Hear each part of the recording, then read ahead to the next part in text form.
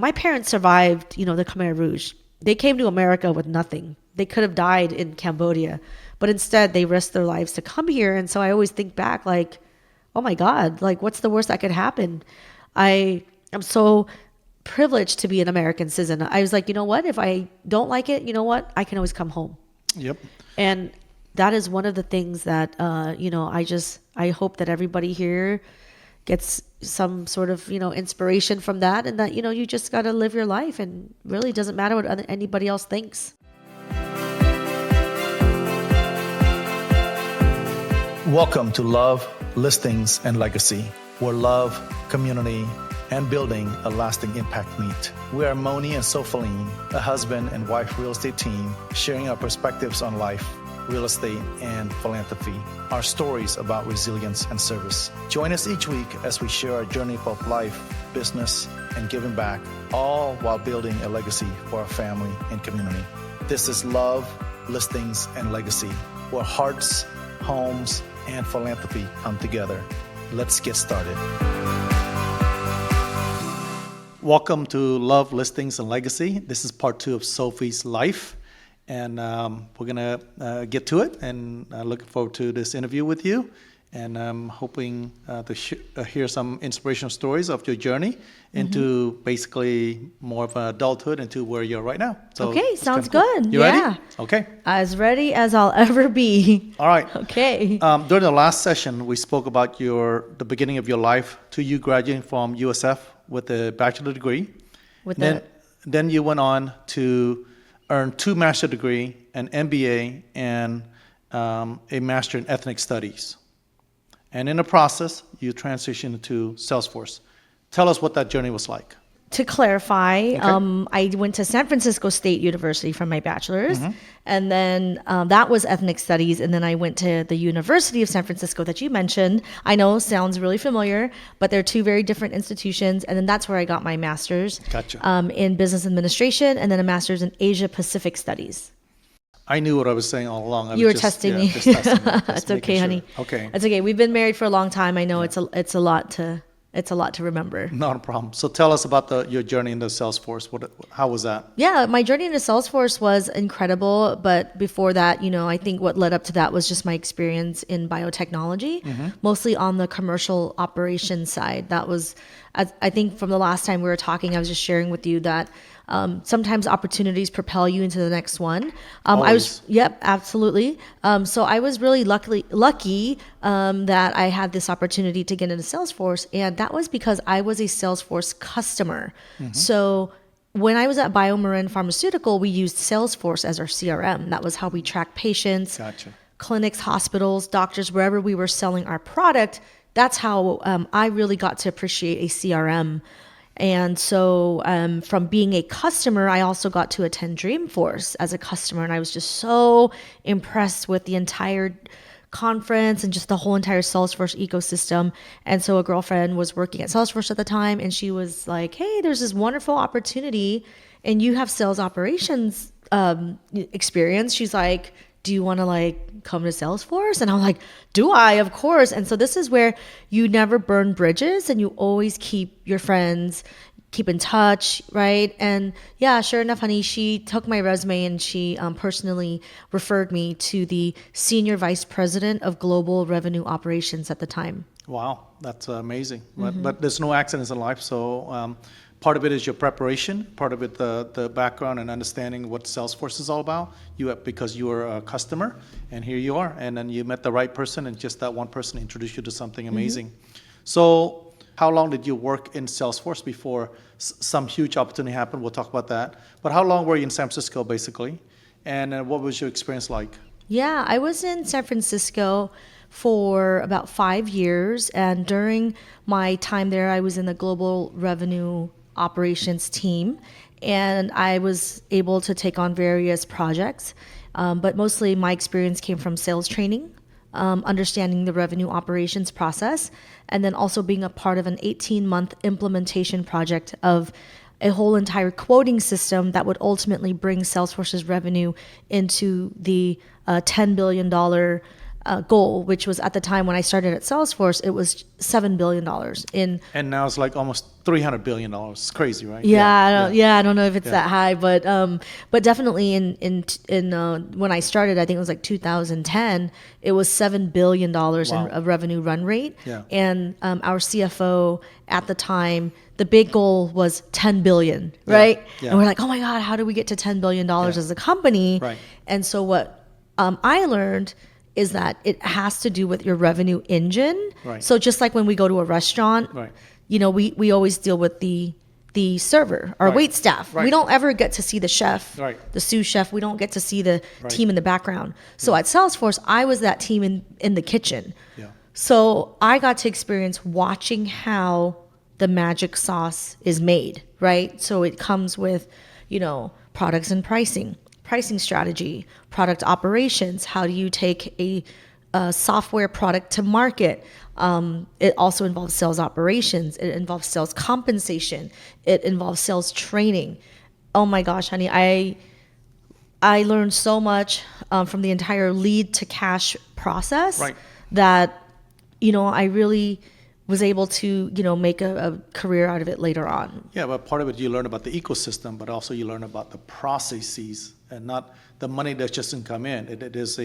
There's a lead generation, the follow-up and follow through and how it closes and what the process is like. That's amazing. So yeah. I understand there's like a little full circle moment. What I mean by that is that while you're at Salesforce, because of where you went to school, you eventually end up meeting the co-founder of Salesforce. Am I correct? Yeah.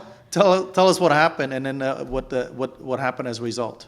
Yeah, I was in I want to say it was my second semester of business school. So while I was at Salesforce, I was also attending the University of San Francisco in the School of Management program, and we actually had to do a project on leadership. So obviously, as part of any MBA program, there's so many leadership courses that you have to take. And so through a former colleague of mine at BioMarin, she had dinner with one of Salesforce's co-founders. Wow. Shout out to Parker Harris. Parker actually is one of the co-founders, and he is the chief technology officer.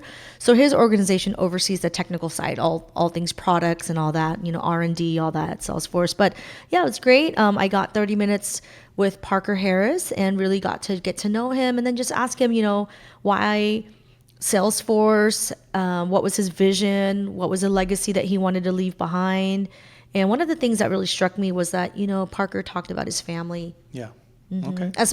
As proud as he was of Salesforce, he also talked about his family and having balance. And then also he really shared about the 1-1-1 model at Salesforce. I was going to ask you that. So look, I just wrote the 1-1-1 model. Tell us about the 1-1 model, why that was special to Salesforce, and then maybe replica for other businesses as well. Yeah, which is absolutely. A great model.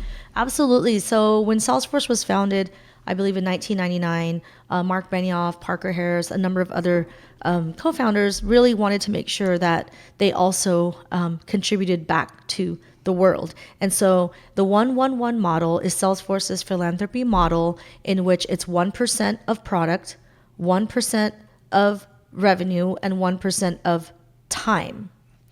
And that is put into Salesforce. At the time, it was called Salesforce Foundation, but now I believe it's just salesforce.org. Correct. It's the nonprofit side. It's the nonprofit side of Salesforce. And so now you have salesforce.com, which is the revenue generating body that then funds all of the funds side. into the .org side. Right. And so, for example, things like the Power of Us grant, that gives nonprofits 10 free Salesforce licenses to use at no cost forever. So that's part of donating product. Also, when you talk about 1% of employees' time, as a Salesforce employee, I got 56 hours a year to volunteer, and that was paid. That was during company time. Yeah. And then 1% of revenue was obviously the grants, the money that flows into Salesforce also gives grants to worldwide nonprofits. Yeah. Well, first of all, I think it's a very, very smart business model, and it not only you earn the money and you gain a lot of great reputation throughout the community, and to be able to give back in that way, I think it's extraordinary. What an amazing model. Whoever came up with that, kudos to them. Any best memories from Salesforce in San Francisco before we talk about other other areas that you had to transition to? Any great memories from Salesforce and from the time other than hanging out, working? I understand you guys only work 2 to 4 hours a day, or is it like 12 hours a day? No. So any great memories of that? You don't run a successful company by working less. Okay. Yeah, I think my greatest memory is definitely all of the times that I shared with my colleagues. We were very tight knit. We worked on a lot of projects together. I definitely remember meeting Mark Benioff for the first time. He was the keynote speaker. And he's a short guy, right? Yeah. Well, I was like next to Mark, and I think I was like up to his. I had heels on, and I think I was like up to his like armpit. He's a very very big man in real life as well, larger than life. But I got a chance to meet Mark Benioff through my executive vice president at the time, Meredith Schmidt, and Mark was actually the keynote speaker at the University of San Francisco School of Management. We were there. I was there as a student, and basically they were doing the ribbon cutting for the downtown campus, which is at 101 Howard Street, which happened to be, right behind the Salesforce office. So that memory was fantastic, but also just the Dreamforce, all the Dreamforces that we got to go to, and then really just building that camaraderie. And what they say is you do spend a lot of time with your coworkers. You see them more than you see your family. And so we really did become a tight-knit family. And I think the other memory I have is probably just also, going to grad school part-time, really just making that work. And I look back now and I'm like, oh my God, how did I ever survive? But you do what you got to do when you need to do it. So that's great. You got to meet Mark Benioff himself, and you're part of many Dreamforce events, right? And you attended quite a few of those. What did you learn while attending all these? Well, first of all, I got to attend it with you for the first time, and I was amazed. I didn't realize how massive this event is. We're talking about when I went, it was only like 30,000. My understanding used to be 170,000. Double, triple that. That's just crazy. But wow, that's just incredible just to put that all together for 3 days. And the massive planning to go behind it. Well, I think the one thing I learned is that, it's funny, people say Salesforce is a tech company. Salesforce is a marketing company. So many things on marketing, especially in the B2B space, you have to really market yourselves. What I learned is just the customer experience. It's all about how you make your customers feel. So as Salesforce employees, obviously we had to do our jobs and things like that. But when we had downtime, we were able to go to some of the sessions. And the best things about Dreamforce was like the parties. A lot of the partners would basically rent out like a whole bar or lounge or restaurant or hotel in San Francisco. I got to experience some of that. It would be like the DocuSign party, the Aptus party, the, whatever, Accenture, Deloitte, PwC. Yeah. So that part of it was fantastic. But I think to put on an event every year that is a customer-driven experience, I think is amazing. And that is something that I learned from Salesforce that, we today in our real estate business is that, we want to, of course, really make things more intentional when it comes to appreciating our customers, and also kind of like making sure that they feel very supported, and that, they don't feel like just a number. You really truly feel special. Although you go and there's 170,000 people, when you're there, you feel the energy. Oh yeah, absolutely. And then of course, San Francisco cleaned up as a result of that and get you guys in there. So it's pretty amazing. So that's terrific. What were some challenges for you? I understand you try to move up the chain, right? And of course, any job, you can't continue to do the same thing. But you want to move up and you want to do different things. You want to do different assignments. What are some challenges for you that you faced while you were at Salesforce? Yeah, well, when I joined Salesforce, I was already, I had just turned 30. So I had already had 6 years of experience in corporate. So I came to Salesforce already, I wasn't like fresh out of college. Right. I had already been in corporate. But one of the challenges was obviously just navigating your way and finding that advancement opportunity.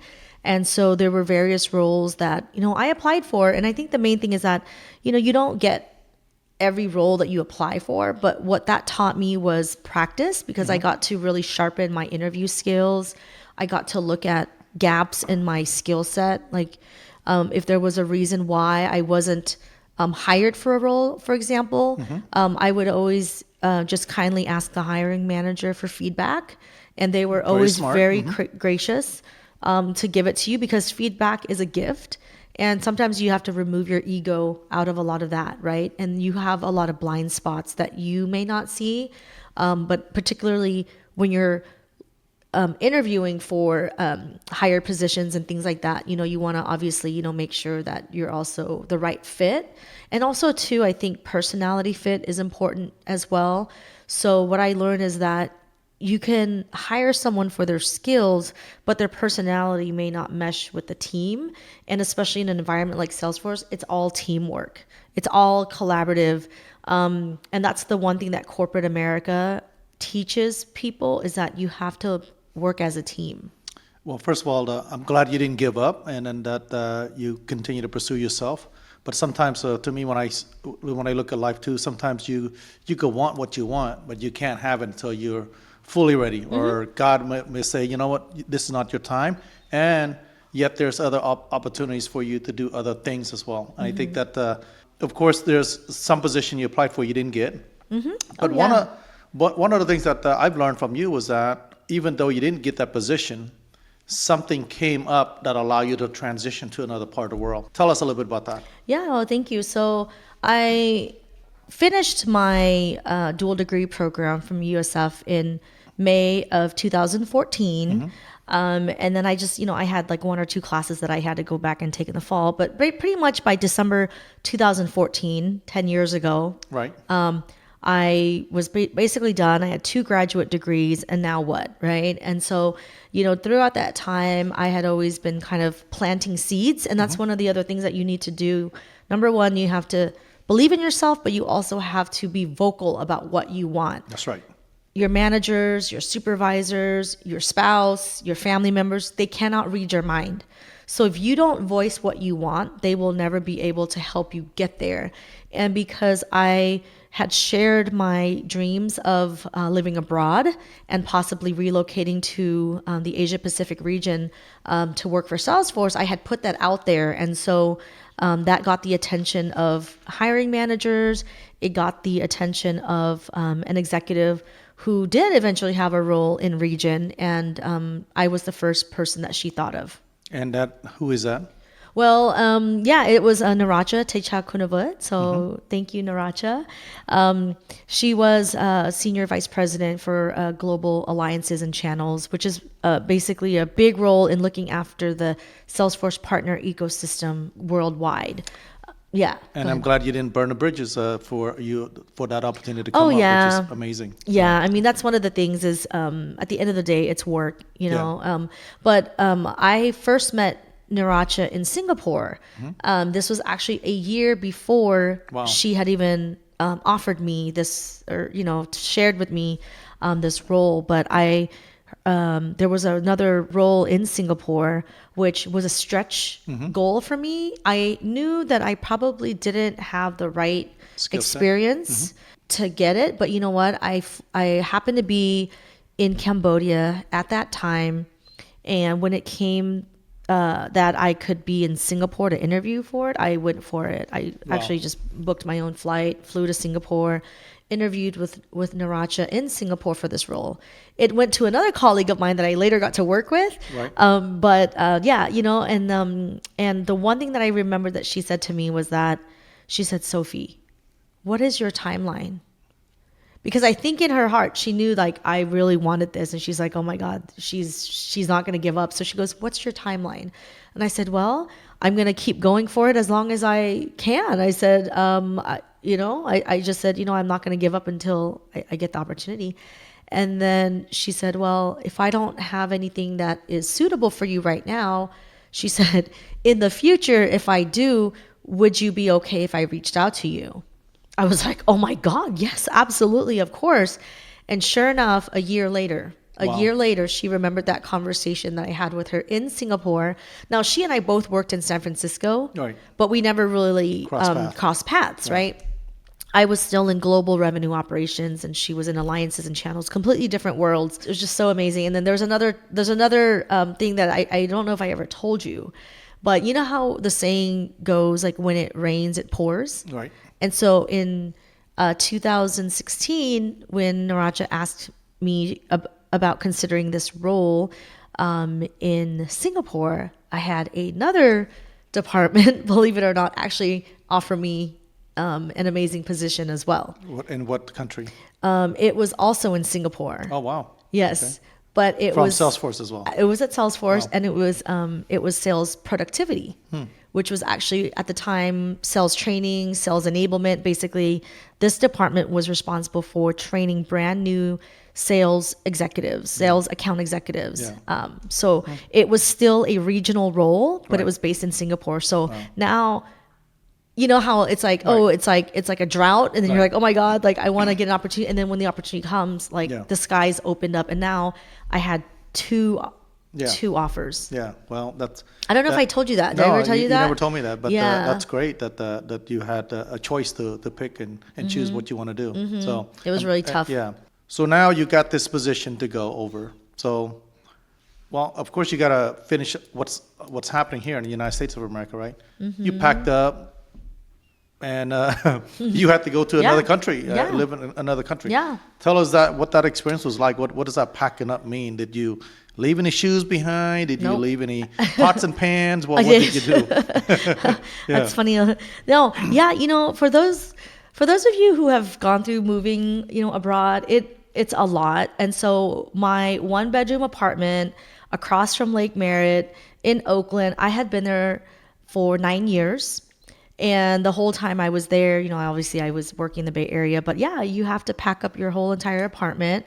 So through part of my very generous relocation package from Salesforce, I had a moving company. All I had to do was just kind of like set aside like, okay, these are the items I'm taking to Singapore, and these are the items that, you know, are just going to stay behind. I had girlfriends come over and just help themselves to whatever stuff I didn't want to take. I did bring 60 pairs of shoes to Singapore. That's it? Only Yep, 60? 60. You didn't do a Ferdinand Marcos? Nope. I took 60 pairs, and that's because I had heard from my colleagues, and also I had traveled to So Singapore. you did leave some shoes behind? Okay. No, got it. Yeah. I took 60 pairs with me, but here's the thing is that, you know, the company was like, okay, you could take whatever you want. Like I could have taken furniture, I could have taken a lot of things, and I was like, no, I'm taking my shoes, and I was like, clothes I don't really need to take because the climate is very different. And I have to say, honey, I've been to Singapore several times before. Oh, well, so I had traveled back and forth, so I knew exactly what the climate was like, Perfect. the you know, just like the landscape and you know what I would need. So all I did was just bring you know, all the shoes that I would need for business meetings, for walking, for every day. And you know what I have to say? You're gonna be so proud of me. I didn't buy a single pair of shoes during my time in Singapore. No, you had 60. What I had else 60 you need? pairs. Yeah, I was going to say. Okay. So- Well, cool. Well, perfect. So you gave it all away. You gave some away. You took 60 pairs of shoes with you. And now you are in Singapore. Yeah. I landed You Halloween landed. on Halloween. Tell us about your spot, your hub, your home away from home. And what was that like? Mm-hmm. And then did you have a car? How was transportation? How did you get around? I mean, you obviously been there, so you kind of know. But tell us a little bit about that for those who have never been to Singapore, like myself. Yeah, no, well, let's see here. So I just remember like that moment, you know, I had a rental car. I had, you know, sold my car. I had a rental car. I basically went to mom. I went to go say bye to mom, and that was really hard. And then I drove my rental car, and I just had my bags. Everything was in the movers. Actually, the movers came and they took everything, whatever boxes I needed. And then I wouldn't see that for like a month or so because it was going to be shipped on a container ship, and then it had to clear customs. So then I had 2 big suitcases and whatever I could just use for a month, right? So I'm like, oh, whatever. If I need something, I'll just, you know, buy it in Singapore. But I landed in Singapore on Halloween. Wow. And I just remember like, oh my gosh. And then Salesforce, through the relocation package, I had someone greets you there. And really funny enough, she was a really sweet Australian lady. She had lived in Singapore for like 25 years. And so she was like a local, and she was part of this relocation company. But it was really great. Like I got the red carpet, you go there. She greets you at the airport, just kind of comes with you. She takes me to my beautiful, beautiful corporate apartment. Wow. I had this beautiful corporate apartment for a month, and it was within walking distance from the Salesforce office, but I had this beautiful view of a mosque and the Haji Lane area, Arab Street area of Singapore. And every time I opened my window, I felt like watching a scene from Aladdin. It was just beautiful. Yeah. Anyway, so that was my corporate apartment, full maid service, everything for a month. And You had a driver too, right? no, not in Singapore. Okay. I did not have a driver in Singapore. No. But I did not drive in Singapore. The public transportation is incredible. They have their bus system, the MRT system, which is the like our BART, like the trains.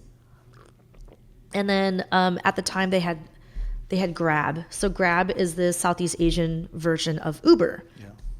And taxis and whatnot. So I found, navigating my way through Singapore really easy. And then the next day, after I got some sleep the next day, my guide, she shows up at my corporate apartment. She's like, okay, Sophie, let's go. And so she takes me in her car and she literally drives me around the whole island. And That was my orientation. And the island's pretty small, right? It's pretty small. Yeah. She took me to all the key parts, and part of that was she was showing me different neighborhoods, and then it turns out that she was also a real estate agent. Oh, wow.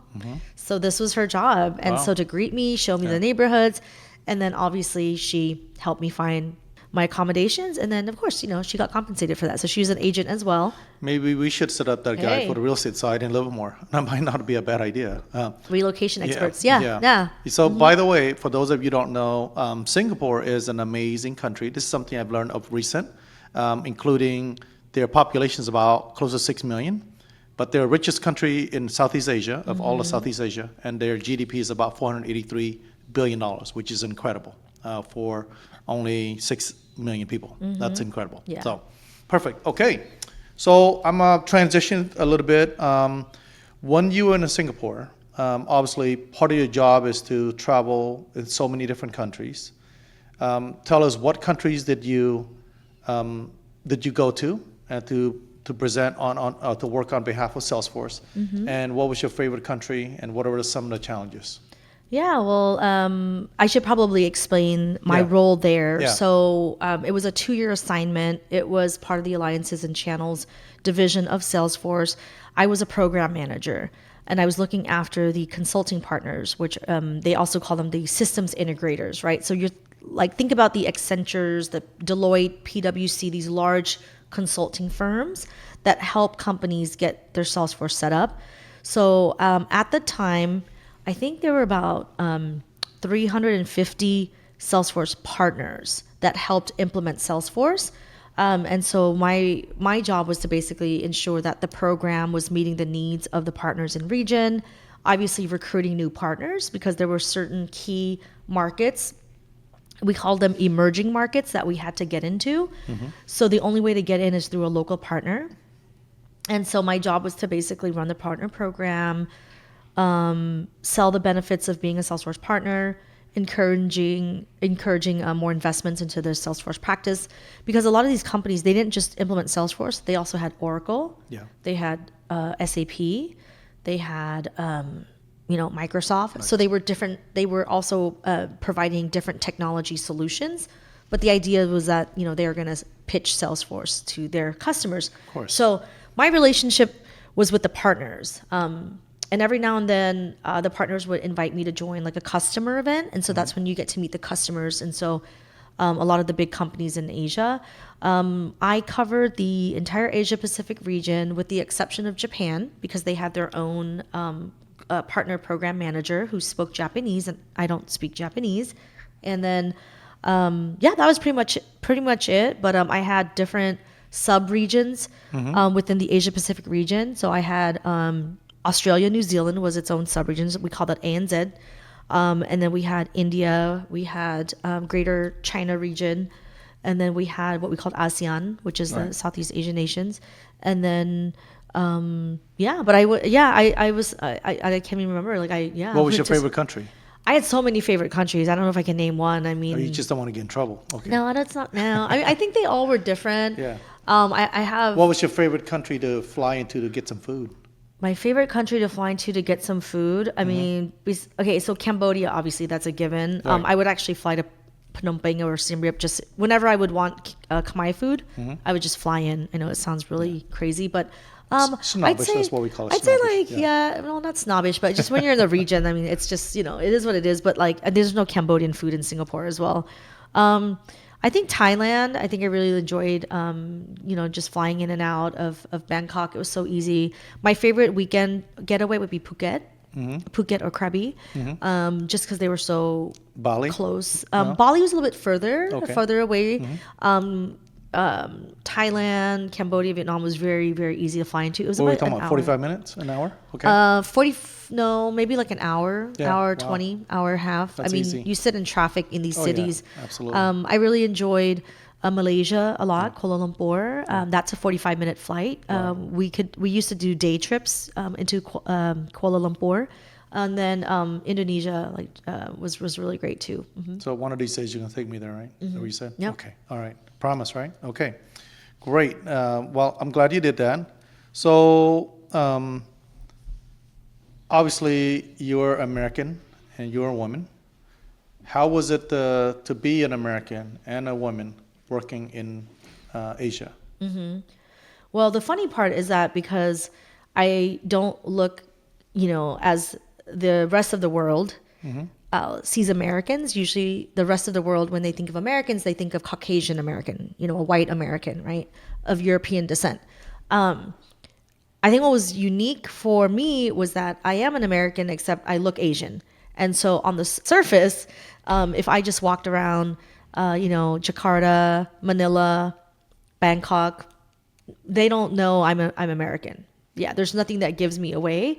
But the one thing that hits them is when I start speaking, and then they can hear my American accent. Yeah, and it's funny you said that. At the time, I think you told me that Donald Trump was the president, and he no longer the president, and you came back. Now, he's Donald Trump again. Yeah, well, I mean, yeah, just without getting into politics, it's funny how when you live outside of the U.S. as an American, the people outside, they judge you. I don't want to say judge, but they assess you, or they kind of view you based on who your president is, who our president is, I should say. But it was definitely unique. I think it helped me that I was able to blend in into the local environment, and also I think having understanding a lot of the Asian cultural values. It helped me to avoid a lot of horrible cultural mistakes or unknowingly offending a customer or a partner. And then I think it really helped me that I also took the time to study the Asia Pacific region. And so I was very cognizant of certain cultural norms, and also I understood a lot of the history, the geopolitical situation between different countries and groups.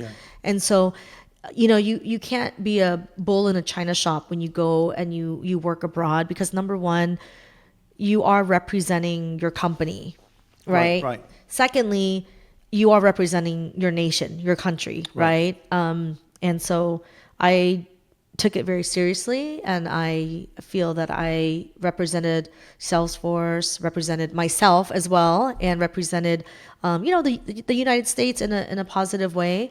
And then, for me being a woman, here in the US, the advancement of women in careers and professions that have been traditionally men is progressing to a level where, women are taking on a lot of these roles.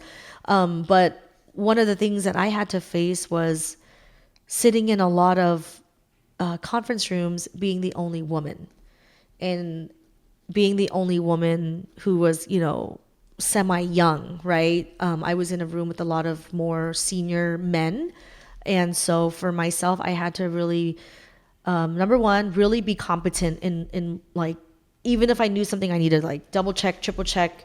Also, just being very comfortable in my own skin, and also at the same time being very aware that what they see from the outside is me being a woman, and not to let that be a distraction or a disruption to getting work done. The last we spoke about was that you have been in Singapore for 2 years now, and you've been working, you've been traveling throughout the whole Asia Pacific. The 2 years is up. You have to make a decision whether you need to come back to the United States or decide otherwise. What did you do and why? So yes, it was a 2-year assignment, and usually what happens is 60 days or so, 60, 90 days, before your work visa is supposed to expire, obviously you're given the offer to continue. So that was option A. Option B was to return to San Francisco, possibly find another role at headquarters, because San Francisco is a big global headquarters. And the other option is just whatever's under the sun. And so at the time, there was just a lot of decision making to do. But one of the things I noticed, which I did not mention earlier, was that although I was traveling around Southeast Asia, I would go into Cambodia, but it was not for business. It was for volunteering, service projects, and to visit family. And so that dawned on me. I'm like, why is there no Salesforce presence in Cambodia? And sure enough, but all the other countries around there has it, right? From Vietnam to Thailand to Singapore, of course, and all the other, right? Or Indonesia, I'm sorry. Yeah, Indonesia. So all the other countries has it except for Cambodia. What do you think that is? So yeah, as I was just like, reflecting on, I was going to all of the other emerging markets. I think just, for Cambodia, it was still a new frontier. It was kind of not really a key market for Salesforce yet. And I don't think it still is. It's not a key market, because usually when we do a go-to-market plan, we have to look at the total addressable market, right? And we have to look at the kind of the potential, in terms of like, okay, what are the industries? Is there, a huge need? What's the growth like in that economy? And so we have a whole strategy team. So our strategy team crunch the numbers. They look at everything. They do projections. They do all these crazy financial models to look at which markets to target. And Cambodia was still very new.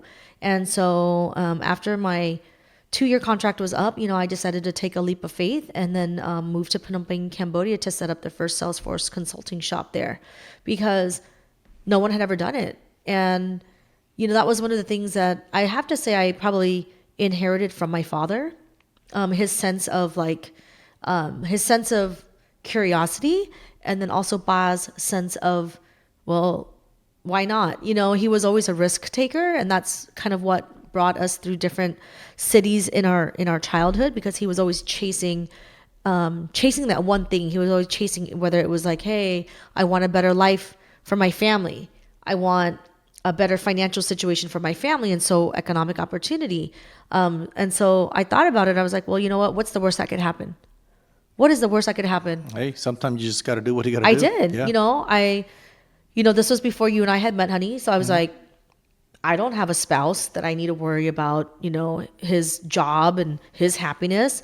I was like, I didn't have, kids. I didn't have a pet. I was like, what's the worst that could happen? I hate it. I fail. Yep. So you took what? You took a leap of faith. Yeah. You went to Cambodia. Absolutely. Yeah. Yep. Yeah. So for the next, you stayed there for like a couple of years, right? 2 years. So tell me, what was that experience like? There was, but obviously there's a family connection, and because it's a homeland, that's where our parents are from, right? So, what was that experience like in the next 2 years? Honestly, like going to Cambodia just felt like home. Yeah. I was so familiar with it. I had been traveling back to Cambodia off and on and continuously since 1996. And so if anything, I knew Cambodia way better than I knew any of the other countries. Number one, I speak the language. You learned really to speak the language really well, right? I mean, I think I was probably like 80% fluent here, but I think living and doing business in Cambodia, I'm like 100% fluent. Yeah. There's no level of Khmer that I wouldn't understand. Yeah. But going back to your original question, what was that like? It was comfortable in the sense of like I felt familiar with the culture, the language, the people. So that part of it wasn't culture shock. I did experience a bit of just shock in terms of how it would be to do business there as a Cambodian American. Plus, you're a woman. Plus, Right? I'm a woman, but you know, sure. Cambodia is on the verge of modernization right now. I'm so proud of the Cambodian women now who have positions of leadership, who run companies, and now who are second generation business owners that they've inherited from their parents. And so, I don't think Cambodia is as I should say, like the gender roles. I don't think it was as traditional as say maybe during my mom's generation, but like course. nowadays it's so it's come so far. So that part was fine. But, also too, you have to remember that when you're selling technology, the market has to be ready to adopt the technology. Yeah. Right. And so like, obviously with, you get the people who are the early adopters, and then you get the people who are like, oh, hey, like everyone else is doing it. Everyone else is using this technology. Let me use it too. Right. And so we came into the market, first on like the only people who knew about Salesforce were the expat managers and executives who had used Salesforce in their home country and now had global assignments in Cambodia. Those were the ones that actually, were my early adopters. So, but at the same time, they're so limited in terms of knowledge of the product in itself. Yeah. What are some major challenges you have to overcome? Well, I think in order to get in, to penetrate yourself into the business. Yeah. Well, I think number one with any marketing, number one, there's the education. And when I say education, it's not like the schooling part. It's the education of the product and the technology and the tool. Yeah. When people think about a CRM, even here in America, you ask most people, they don't know what the heck a CRM is, right? It's a pure business tool, but people were using Excel. People were using paper. People were using things in their mind, right? Those are great if you're a solopreneur, but if you're looking to be a SMB, mid-market, enterprise level company, you cannot rely. A major conglomerate, yeah. Well, not even just even just like a medium size. Like if you had 50 employees, and you had a sales team, how do you know what they're doing? You know what I mean? So my clients range from small business to mid-market to enterprise, all the way to like a conglomerate, right? Conglomerates are several companies operating within one conglomerate, but even then, they each had to have their own CRM because they could be one's in F&B, one's in automobile, one's in hospitality management. So it was really, the challenge was educating the market. And so what I would do was I would attend the American Chamber of Commerce events in Cambodia, and because naturally that's my tribe, other Americans living in Cambodia. Yeah. It's a sense of home, right? You can connect culturally, you can connect and just make friends and just find a safe space, right? So that's what I started doing. And then they would have these events where you get 30 minutes to basically present your product or your service. And so I got 30 minutes, and then I did a whole presentation about Salesforce CRM. But I didn't do it as a hard sell. I did it more as of a educational workshop of like why every growing company needs a CRM. And that's how I landed my first client. What was that first client? So, without having to like divulge too much details, it was basically the number one real estate brokerage in Cambodia at the time. And so funny enough, now that you and I are doing real estate, my very first client in Cambodia was a real estate brokerage. Wow. Anything else that you would like to add? Other major challenges that you had to overcome? Yeah, I think the first year, obviously major challenges was you have to get a team skilled up in Salesforce. It's not a technology such as like coding or anything that, the human resource pool in Cambodia already had. And so part of it was getting skilled Salesforce consultants, getting them certified, getting them on projects. And it was also just going out and then like, getting the deals. Again, this is a B2B business, right? And so you have to really get out there. It took several discovery calls. So you do a lot of presentations. I had an amazing solution engineer. She would come with me and she would do the technical product demos. My role was mostly to work with the decision maker. So whether that's the CEO, the chairman of the conglomerate, or whoever it was, And so that's how we did it. And then, I mean, aside from that, I mean, some of the major challenges is that, obviously Cambodia is an emerging country, and Salesforce pricing is it's enterprise software, right? And so sometimes the pricing of the technology wasn't what the market was quite ready for. And so one of the things that we had to do was just get really creative with how we priced Salesforce for an emerging country. What was the greatest lesson that you learned? The greatest lesson I learned, I mean, actually, there were so many lessons I learned. Yeah, but what is the greatest? The greatest one, I think, is that, never let others define your worth. Okay. And what I mean by that is, even in a professional sense, obviously when you're on the consulting side, implementation side, you're selling your knowledge, your experience, your expertise that you have built up, not just right now, but you took years and years and years of building that experience. And so it was really determining like the cost, of that knowledge, right? Because if someone is coming in and they're just basically reaping the rewards of your experience, that's what they're paying for. They're paying for the value of you guiding them and them basically fast tracking their way to growth as a company. And so that was the biggest lesson I learned, was to never discount myself and to always know my worth, know my knowledge, but also demonstrate my knowledge, but also deliver, that knowledge as well. And I think that was probably the biggest experience. But, I had such an enriching experience from just being a local Cambodian, and it made me appreciate so much more the struggles of people there on an everyday basis. And one thing I had to learn was like, I had to put aside my American judgment. And like living there, I had to be like, dude, why am I being so judgmental? Like, this is not America. Yeah, you can't go into another country and tell them or someone's home and tell them how to live. Exactly. And so what I learned was to just go with the flow, accept things as they are, and that, what? No one's wrong and no one's right. This is just how the way things are done here. And I just had to basically set the boundaries of where my ethics and my integrity, are not jeopardized. But I learned to be adaptable, and I learned how to assimilate. I ended up really connecting with my local team culturally, but also like being authentic to yourself. I also realized that I'm not a local Cambodian. And so the way that I spoke, the way that I carried myself, especially the way that I led my team, I didn't lead, as a local person would. I came with like this global experience that I wanted to share with my local, the people that worked for me, right? Absolutely. So, yeah.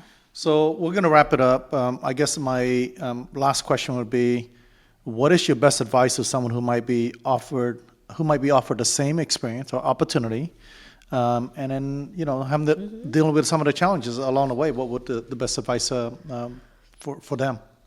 My best advice is to obviously do your due diligence, really research. If you are moving to a specific country, maybe it's a specific company, do your due diligence. Ask questions. There's a lot of tax implications as Americans working abroad. Remember, guys, that navy blue passport, you don't get away from paying Uncle Sam. You pay Uncle Sam, or you have to at least file your taxes no matter where you are. And also just, I think, really being open to trying out new adventures, because you never know what that adventure is going to lead you to and how that's going to help you grow as a person. And so I'm so grateful that I had the chance to do it, before, honestly, anyway, before we settled down to build our own marriage and our own family. I think that was a time in my life where I got to like really just, do different things and find my own journey and define my own story. And I think people shouldn't be afraid of that, and they shouldn't be afraid of failing, because you always have to ask yourself, what's the worst that would happen? And that's always been in my mind. My parents survived, the Khmer Rouge. They came to America with nothing. They could have died in Cambodia, but instead they risked their lives to come here. And so I always think back like, oh my God, like what's the worst that could happen? I am so privileged to be an American citizen. I was like, you know what? If I don't like it, you know what? I can always come home. Yep.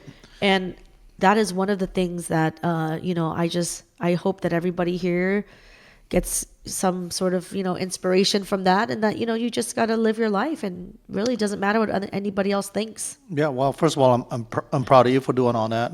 What I'm hearing from you is that be yourself, be genuine, and then take some risk, and then look at the opportunities and do your research, do your due diligence, but look at all the opportunities that come along Absolutely. with it. So, Yeah. That leads to who you are today. Yeah. So I hope you enjoyed the episode. Hope you learned a little more Thank you, Sophie honey. and her journey from San Francisco all the way to Singapore to the Asia Pacific, and traveling and seeing all these places and eating all this amazing food, and giving us these great lessons about what it's about to take risk. Great. Well, thank you. And I hope to share more stories as we dive into other episodes. Absolutely. All right. Well, thanks, everyone. That was Mony asking me about my life story. And we look forward to welcoming you back to the next episode. So thank you all. Take Thank you. care. All right. Bye-bye. Bye. Thank you for joining Love, Listings, and Legacy this week. You can follow us on Facebook, Instagram, and YouTube. If you haven't yet, go to Apple Podcasts and Spotify to subscribe, rate, and review our podcast. Join us next time as we continue to navigate the path from adversity to success, one property and one purpose-driven decision at a time. Thanks for listening.